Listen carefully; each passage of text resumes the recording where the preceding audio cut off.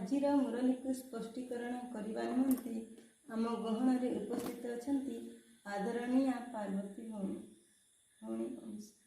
ଶାନ୍ତି। ଆଜିର ସାକାର ମୁରଲୀ 12/8/2021। ମିଠେ ବच्चे ସୁଖଦାତା ବାବାଙ୍କୁ ବହୁତ ବହୁତ ସ୍ନେହର ସହିତ ମନେ ପକାଅ। ତାଙ୍କୁ ମନେ ନ ପକାଇଲେ ତାଙ୍କ ପ୍ରତି ସ୍ନେହ ଉତ୍ପନ୍ନ ହେବ ନାହିଁ। ବାବା କହୁଛନ୍ତି ପ୍ରୀତି ବୁଦ୍ଧି ବିଜୟନ୍ତି। ତେଣୁ ବାବାଙ୍କ ପ୍ରତି ଆମର ପ୍ରୀତି ବଢ଼ିବ, ବାବାଙ୍କ ପ୍ରତି ସ୍ନେହ ବଢ଼ିବ। କ'ଣ କଲେ ନା ବାବାଙ୍କୁ ମନେ ପକାଇଲେ। ଆଉ ବାବାଙ୍କୁ କ'ଣ ପାଇଁ ମନେ ପକାଇବା? କାରଣ ସେ ସୁଖଦାତା, ସୁଖର ସାଗର। ତେଣୁ ତାଙ୍କୁ ମନେ ପକାଇଲେ ସୁଖ ଶାନ୍ତିର ବର୍ଷା ମିଳିବ ଏବଂ ତାଙ୍କୁ ଯେତେ ଯେତେ ମନେ ପକାଇବାର ଅଭ୍ୟାସକୁ ବଢ଼େଇ ବଢ଼େଇ ଚାଲିବା, ବାବାଙ୍କ ପ୍ରତି ଆମର ସ୍ନେହ ବଢ଼ି ବଢ଼ି ଚାଲିବ। ଆଉ ସ୍ନେହ ନଥିଲେ ବାବା ୟାଦ ତ ରହିବ ନାହିଁ।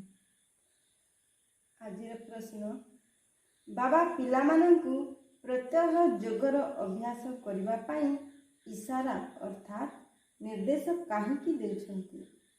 ଉତ୍ତର, କାହିଁକି ନା ଯୋଗ ଦ୍ୱାରା ହିଁ ଆତ୍ମା ପାବନ ହେବ ଏବଂ ସମ୍ପୂର୍ଣ୍ଣ ବର୍ଷା ନେଇପାରିବ। ଆତ୍ମାର ସବୁ ବନ୍ଧନ ସମାପ୍ତ ହୋଇଯିବ, ବିକର୍ମରୁ ମୁକ୍ତ ହୋଇଯିବ, ଦଣ୍ଡରୁ ମୁକୁଳିଯିବ। ଯେତେ ବାବାଙ୍କୁ ମନେ ପକାଇବ ସେତେ ଖୁସି ରହିବ, ଲକ୍ଷ୍ୟ ନିକଟରେ ପହଞ୍ଚିବାର ଅନୁଭବ ହେବ, କେବେ ହେଲେ ଥକିବ ନାହିଁ। ଅବିନାଶୀ ସୁଖ ପାଇବା ପାଇଁ ହେଲେ ଯୋଗର ଅଭ୍ୟାସ ନିଶ୍ଚିତ କରିବାକୁ ହେବ।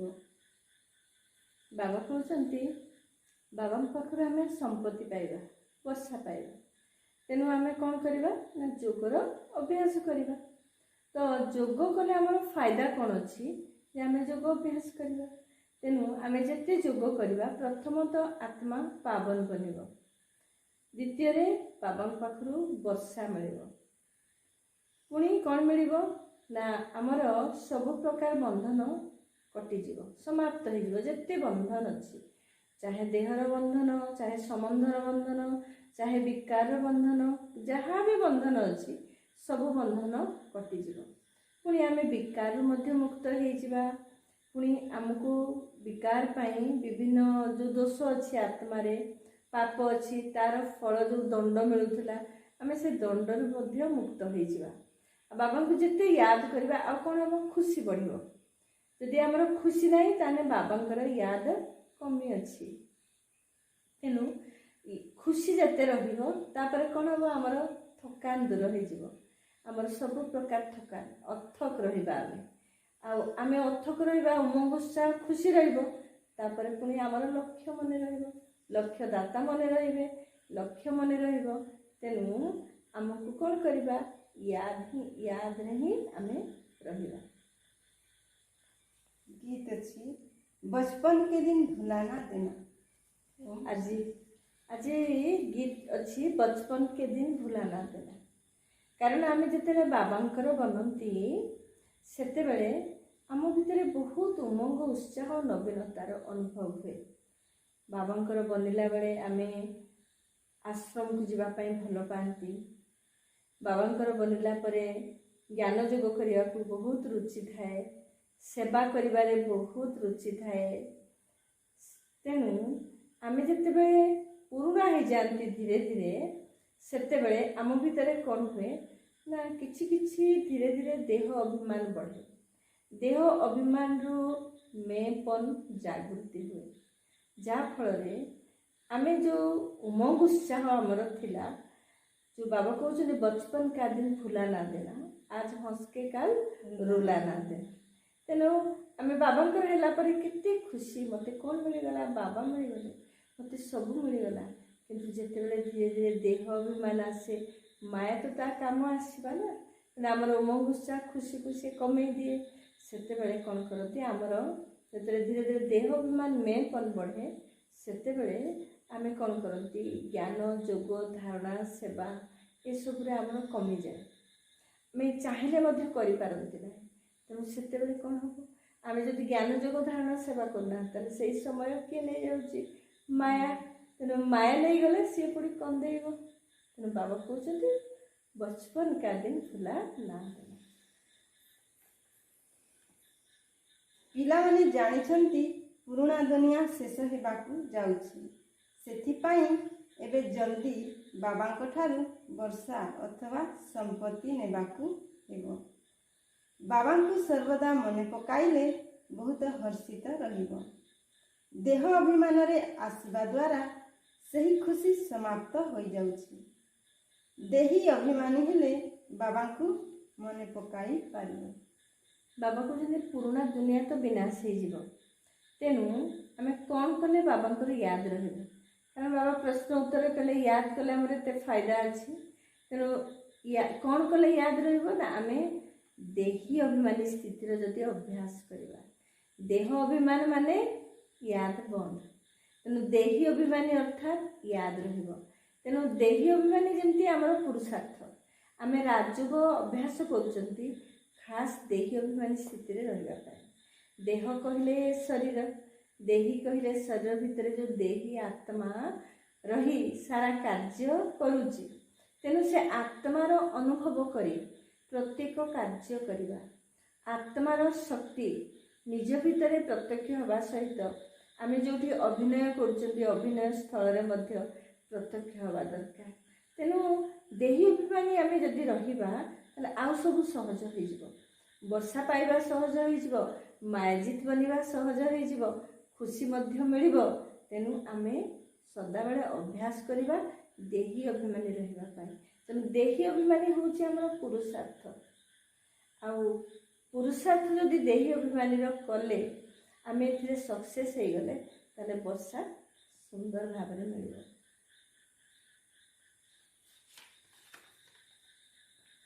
ତୁମେ କହୁଛ ବାବା ଆମେ ଆପଣଙ୍କ ଠାରୁ ପୁରା ବର୍ଷା ନେବୁ, ଯେପରି ଆମ ବ୍ରହ୍ମା ବାବା ସ୍ୱର୍ଗର ସମ୍ପତ୍ତି ନେଉଛନ୍ତି। ଆମେ ମଧ୍ୟ ପୁରୁଷାର୍ଥ କରି ତାଙ୍କର ଉତ୍ତରାଧିକାରୀ ନିଶ୍ଚିତ ହେବୁ। ମମା ବାବା ରାଜରାଜେଶ୍ୱରୀ ହେଉଛନ୍ତି, ତେଣୁ ଆମେ ମଧ୍ୟ ହେବୁ। ପରୀକ୍ଷା ତ ସମସ୍ତଙ୍କ ପାଇଁ ଗୋଟିଏ। ତୁମକୁ ବହୁତ କମ୍ ଶିଖାଯାଉଛି, କେବଳ ବାବାଙ୍କୁ ମନେ ପକାଅ। ଏହାକୁ କୁହାଯାଉଛି ସହଜ ରାଜଯୋଗର ବଳ। ବାବା କହୁଛନ୍ତି ଆମେ ବ୍ରହ୍ମା ବାବାଙ୍କୁ ବି ଫଲୋ କରୁଛନ୍ତି, ମମାକୁ ବି ଫଲୋ କରୁଛନ୍ତି। ଆଉ ବ୍ରହ୍ମା ବାବା ପୁରୁଷାର୍ଥ କରି କ'ଣ ବନିଲେ? ରାଜରାଜେଶ୍ୱର। ଆଉ ମମା ପୁରୁଷାର୍ଥ ଦ୍ୱାରା କ'ଣ ବନିଲେ? ରାଜରାଜେଶ୍ୱରୀ। ତେଣୁ ସେମାନେ ଯେତେବେଳେ ପୁରୁଷାର୍ଥ କରି ସଫଳତା ସୀତାର ବନୁଛନ୍ତି, ଯୋଗ୍ୟ ବନିଲେ, ସେତେବେଳେ ଆମ ଭିତରେ ଭାବନା ଆସୁଛି ଆମେ ମଧ୍ୟ ଏଭଳି ଯୋଗ୍ୟ ବନିବୁ। କିନ୍ତୁ ପରୀକ୍ଷା ଦେବାକୁ ପଡ଼ିବ, କାରଣ ପରୀକ୍ଷା ସମସ୍ତଙ୍କ ପାଇଁ, ସମସ୍ତଙ୍କୁ ମାୟାଜିତ ହେବାକୁ ପଡ଼ିବ।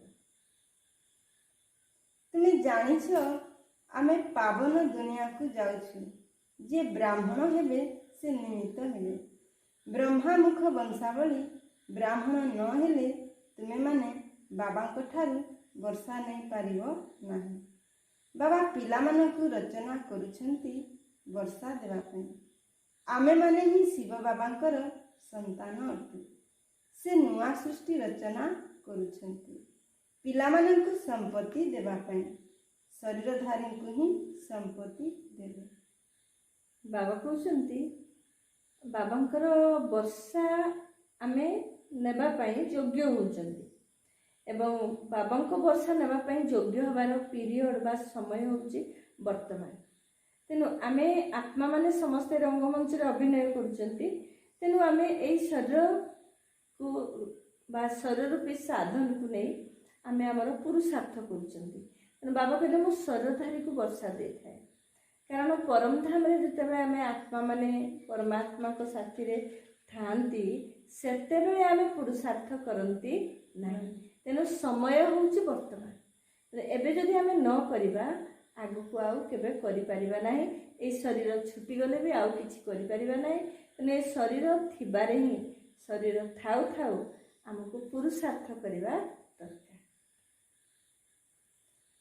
ଏବେ ବାବା ଆମକୁ ନିର୍ଦ୍ଦେଶ ଦେଉଛନ୍ତି ମୋତେ ମନେ ପକାଅ, ନଚେତ୍ ପଛରେ ବହୁତ କାନ୍ଦିବାକୁ ପଡ଼ିବ।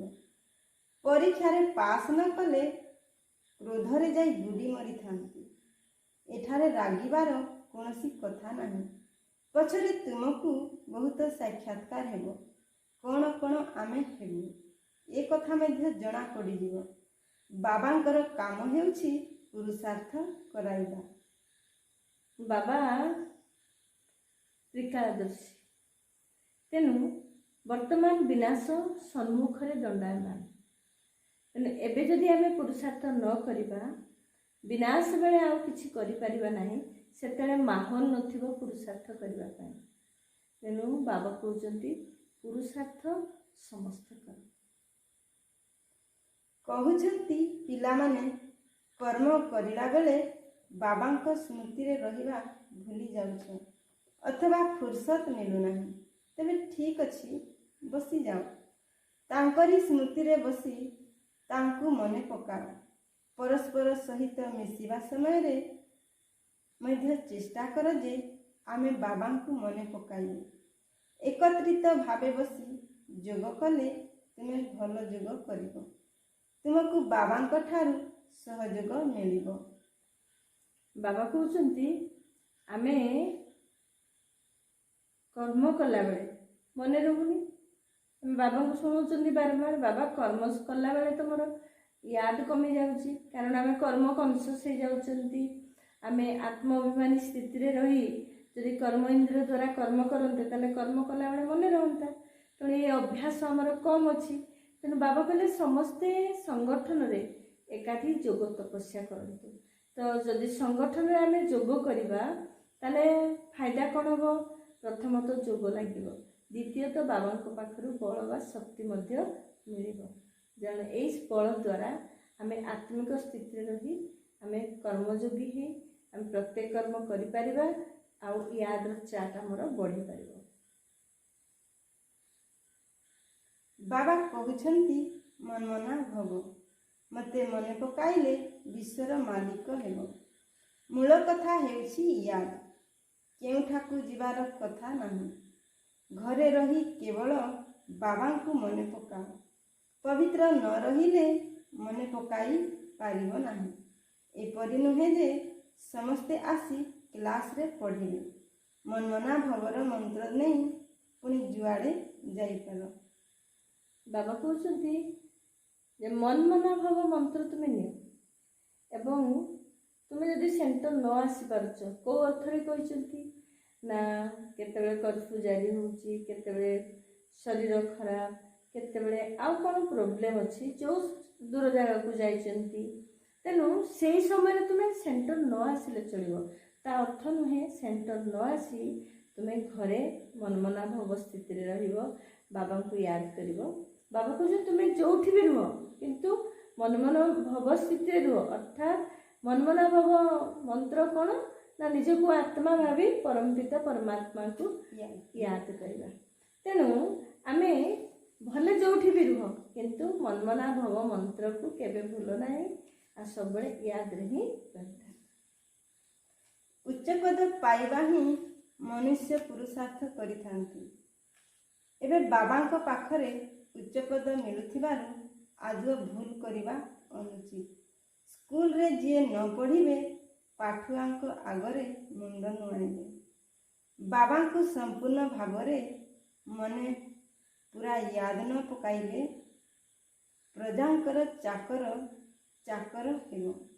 ଏଥିରେ କ'ଣ ଖୁସି ହେବା ଉଚିତ? ବାବାଜୀ କହୁଛନ୍ତି ବର୍ତ୍ତମାନ ଯେହେତୁ ଆମର କମାଇ କରିବାର ସମୟ, ବର୍ଷା ପାଇବାର ସମୟ, ତେଣୁ ଏବେ ଆମେ ଗଫଲତ କରିବାନି ବା ଭୁଲ କରିବାନି। ଯଦି ଭୁଲ କରିବା କ'ଣ ହେବ? ଏବେ ବି ଭୁଲ କରିବା, ଏବେ ତ କମାଇ କରିବା ସମୟ। ତାହେଲେ ବାବା କହୁଛନ୍ତି ଯଦି ଆମେ ଭୁଲ କରିବା ତାହେଲେ ଆମକୁ ଚାକର ବାକର ହେବାକୁ ପଡ଼ିବ। ପୁଣି କାହାର? ରାଜାଙ୍କର ବି ନାହିଁ, ପୁଣି ସାହୁକାର ମାନଙ୍କର ବି ନାହିଁ, ପ୍ରଜାମାନଙ୍କର ପୁଣି ଚାକର ବାକର ହେବାକୁ ପଡ଼ିବ। ଯଦି ଏବେ ବି ଆମେ ଭୁଲ କରିବା, ଏବେ ବି ଯଦି ନିଜକୁ ଚେଞ୍ଜ ନ କରିବା। ପିଲାମାନେ ସମ୍ପୂର୍ଣ୍ଣ ବର୍ଷା ନେଇ ନାହାନ୍ତି। ସେଥିପାଇଁ ନିଶ୍ଚୟ ହେଉଛି ଏହି ଲଢ଼େଇ ଲାଗିଲେ ମଧ୍ୟ ବନ୍ଦ ହୋଇଯିବ। କାହିଁକି ନା ଏବେ ରାଜଧାନୀ ସ୍ଥାପନ ହୋଇନାହିଁ। ସମୟ ଦରକାର। ପୁରୁଷାର୍ଥ କରାଉଛନ୍ତି। ଜଣା ନାହିଁ କୌଣସି ସମୟରେ କିଛି ବି ହୋଇପାରେ। ବସ୍, ଟ୍ରେନ୍, ଉଡ଼ାଜାହାଜ ଖସି ପଡ଼ୁଛି। ମୃତ୍ୟୁ କେତେ ସହଜରେ ସମ୍ମୁଖରେ ଛିଡ଼ା ହୋଇଛି। ଧରିତ୍ରୀ ମଧ୍ୟ ହଳୁଛି। ସବୁଠାରୁ ଅଧିକ କାମ ଭୂକମ୍ପ କରିବ। ବାବା କହୁଛନ୍ତି ଏବେ ଯେହେତୁ ସମୟ ପୁରା ନଜଦିକ, ବିନାଶ ସମ୍ମୁଖରେ ଅଛି, ତେଣୁ ଏ ବିନାଶ ଥିଲେ ମଧ୍ୟ ପୁଣି ବାବା କହୁଛନ୍ତି ପିଲାମାନେ ସମ୍ପୂର୍ଣ୍ଣ ବର୍ଷା ନେଇନାହାନ୍ତି, ତେଣୁ ଯୁଦ୍ଧ ଚାଲିଲେ ମଧ୍ୟ ଯେମିତି ଯୁଦ୍ଧ ବନ୍ଦ ହେଇଯାଉଛି। କିଛି ପ୍ରାକୃତିକ ବିପର୍ଯ୍ୟୟ ଆରମ୍ଭ ହେଲେ ମଧ୍ୟ ସିଏ କଣ୍ଟିନ୍ୟୁ କରୁନି, ସିଏ ପୁଣି ସ୍ଥଗିତ ହେଇଯାଉଛି। ତେଣୁ ଆମକୁ ତା ଅର୍ଥ ନୁହେଁ ଆମେ ଆଉ କେବେ ପୁରୁଷାର୍ଥ କରିବାନି, ଆରେ 5 ବର୍ଷ ଆମେ ଏମିତି ଅଲବେଲାପନ ରହିବା ଆଉ ପ୍ରକୃତି ଆମକୁ ୱେଟ୍ କରିବ, ସେ କଥା ନୁହେଁ। କିନ୍ତୁ ଯେହେତୁ ସ୍ଥାପନା କାର୍ଯ୍ୟ ଚାଲିଛି, ତେଣୁ ଆମେ ସମ୍ପୂର୍ଣ୍ଣ ପରିବର୍ତ୍ତନ ହେଇନାହାନ୍ତି, ବାବାଙ୍କ ପାଖରୁ ପୁରା ବର୍ଷା ନେଇନାହାନ୍ତି, ତେଣୁକରି ଏସବୁ ଅଟକି ଯାଉଛି। ବାବା ଆପଣଙ୍କ ବ୍ୟତୀତ ଆମର ଦ୍ୱିତୀୟ କେହି ନାହାନ୍ତି। କେବଳ ବାବାଙ୍କୁ ହିଁ ସ୍ମରଣ କରିଚାଲ। କେତେ ସହଜ ରୀତିରେ ବୁଝାଉଛି, ଯେପରି ଛୋଟ ଛୋଟ ପିଲାଙ୍କୁ ବୁଝାଯାଇଥାଏ। ଆଉ କୌଣସି କଷ୍ଟ ଦେଉନାହିଁ। କେବଳ ମନେ ପକାଅ, କାମ ଚିତାରେ ବସି ଜଳି ମରିଛ, ଏବେ ଜ୍ଞାନ ଚିତାରେ ବସି ପବିତ୍ର ହୁଅ। ବାବା କହୁଛନ୍ତି ଛୋଟ ପିଲାମାନଙ୍କୁ ଯେମିତି ବୁଝାଉଛନ୍ତି, କାରଣ ଆମର ସ୍ଥିତି ଯେତେବେଳେ ଏକବଳ ଏକ ଭରସା ହେଇଯିବ, ସେତେବେଳେ ଆମର ଅଟୋମେଟିକ୍ ପ୍ରତ୍ୟେକ ସୁଖରେ ଦୁଃଖରେ ପ୍ରତ୍ୟେକ ପରିସ୍ଥିତିରେ ପ୍ରତ୍ୟେକ ସିଚୁଏସନରେ ବାବା ୟାଦ ରହିବେ। ଆମେ ଯେତେବେଳେ କିଛି ପରିସ୍ଥିତି ଆସେ, ଆମେ ବାବାଙ୍କୁ ୟାଦ ନ କରି ଯେତେବେଳେ ଆମେ ସମ୍ବନ୍ଧୀମାନଙ୍କୁ ପ୍ରଥମେ ମନେ ପକାନ୍ତି, ସେମାନଙ୍କୁ ଫୋନ୍ କରନ୍ତି, ଏଇ ଅସୁବିଧାରେ ମୋତେ ଆସି ମଦତ କର, ବାବା କ'ଣ କରନ୍ତି ସେତେବେଳେ ହାତ ପଛକୁ କରିଦିଅନ୍ତି। ବାବା ସେତେବେଳେ ମଦତ କରନ୍ତି ନାହିଁ, କାରଣ ବାବା ମଦତ କରିବାର ସମୟଟା ପାର ହେଇଯାଏ। ସେଥିପାଇଁ ବାବା କହୁଛନ୍ତି ତୁମେ ଏକବଳ ଏକ ଭରସା, ତାହେଲେ ଆମର ସୁଖରେ ମଧ୍ୟ ବାବା ମନେ ପଡ଼ିବେ, ଦୁଃଖରେ ମଧ୍ୟ ବାବା ମନେ ପଡ଼ିବେ। ଏଇ ସ୍ଥିତି ଆମର ତିଆରି କରିବା ଦରକାର।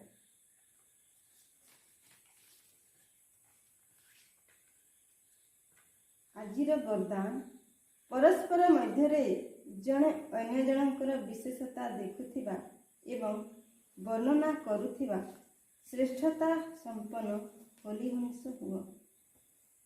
ସଙ୍ଗମ ଯୁଗରେ ପ୍ରତ୍ୟେକ ବ୍ରାହ୍ମଣ ସନ୍ତାନଙ୍କୁ ଜ୍ଞାନ ଦ୍ୱାରା କୌଣସି ନା କୌଣସି ବିଶେଷ ଗୁଣ ନିଶ୍ଚିତ ପ୍ରାପ୍ତ ହୋଇଛି।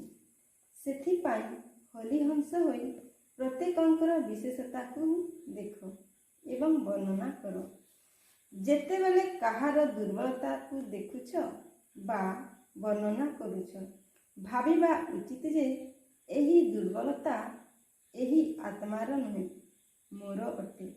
କାହିଁକି ନା ଆମେ ସମସ୍ତେ ଜଣେ ପିତାଙ୍କର ସନ୍ତାନ ଏବଂ ଗୋଟିଏ ପରିବାରର ତଥା ଗୋଟିଏ ମାଳାର ଦାନା ଅଟୁ।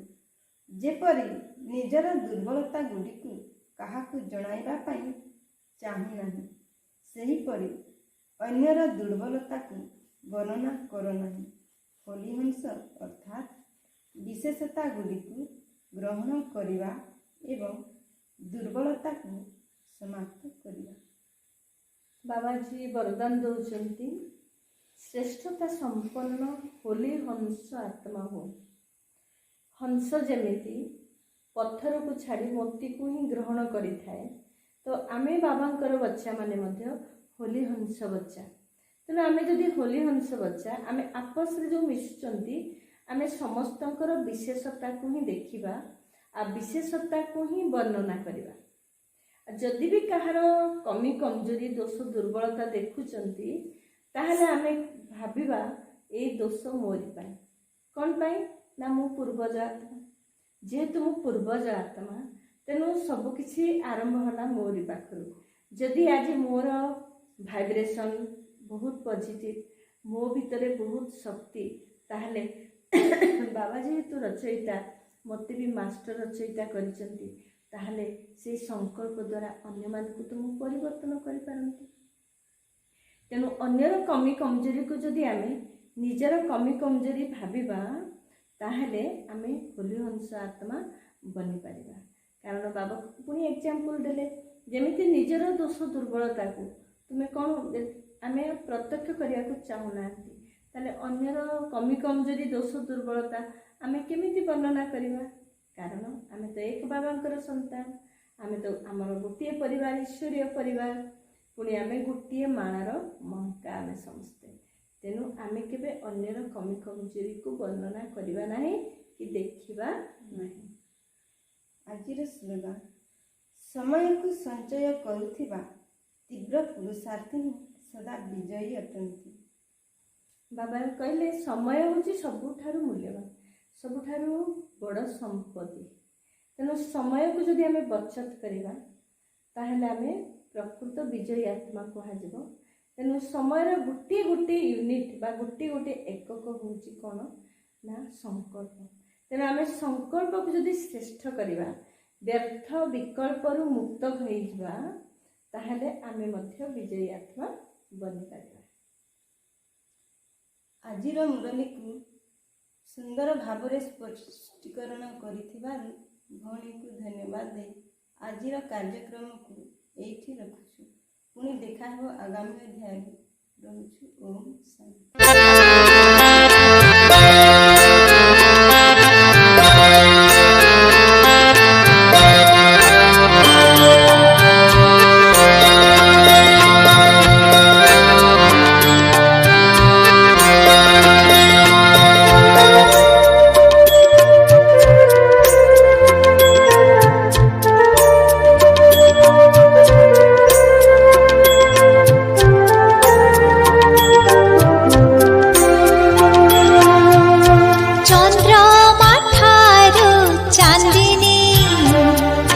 जिसके दूर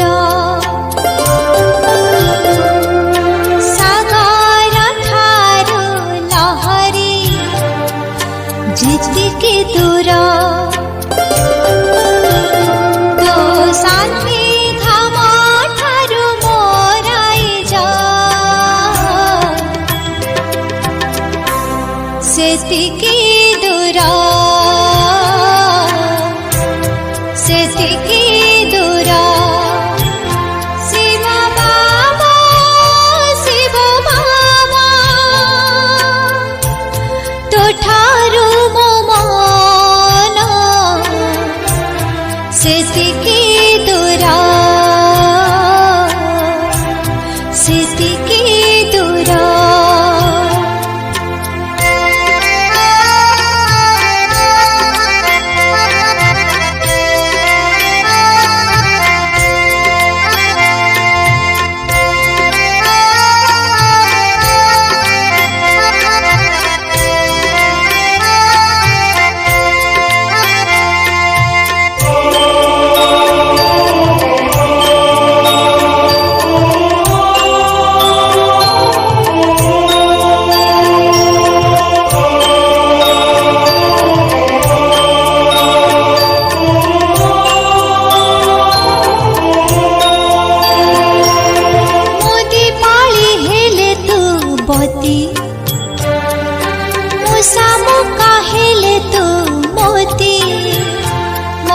जीवन बगीचारे तू नव दिगंतर ज्योति, मो फूल हेले हो, मो फूल हेले तू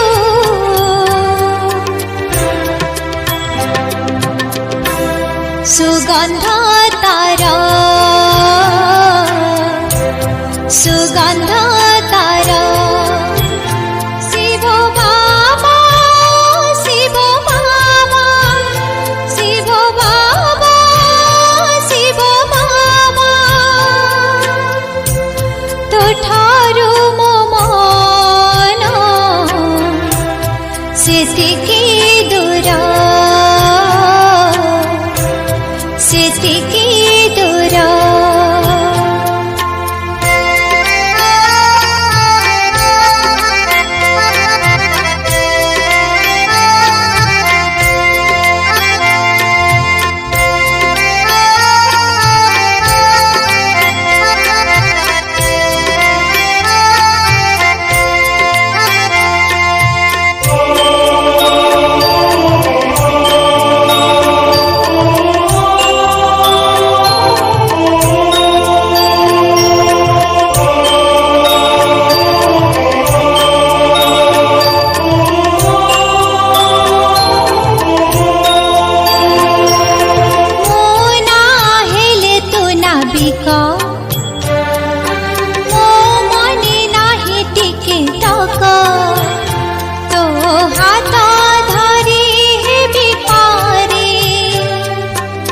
आसु जेते सुख दुख